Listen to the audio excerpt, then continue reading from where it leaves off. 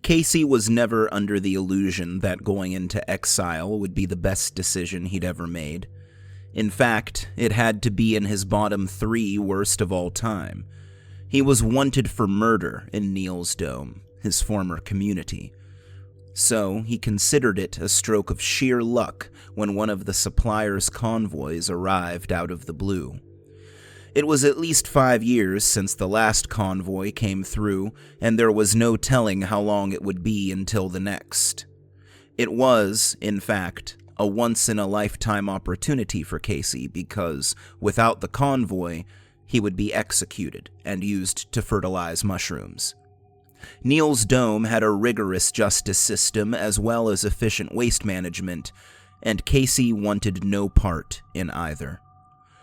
Bribing and sneaking his way past members of Dome security, he approached the nearest parked rig of the convoy, which was named Menagerie.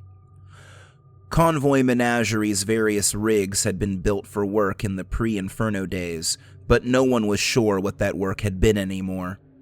Each rig had been hacked apart and reshaped over the centuries, making it all but impossible to tell their original forms.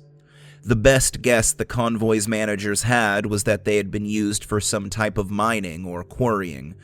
This made a kind of sense. Despite the variation between any two, each rig had a practical, brutalist approach to its design.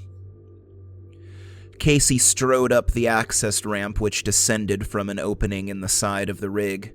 It was only wide enough to hold 2 people standing shoulder to shoulder and seemed well used. Faded letters spelled out the rig's name underfoot, Skunk Babe Number 9. At the top of the ramp was a decal of a cartoon skunk raising its tail in self-defense. Casey looked up, squinting, trying to take in the shape of the whole rig at once. The skunk babe's body was egg-shaped. A drill bit hung off one end, and something that might once have been a crane lifted high off the other. If Casey let his eyes lose focus, he could see what the suppliers were going for. The crane was the skunk's tail, the drill bit its nose. To Casey, however, the rig looked like a titanic, headless, wingless, legless goose perched on caterpillar-style treads. He decided to keep this observation to himself.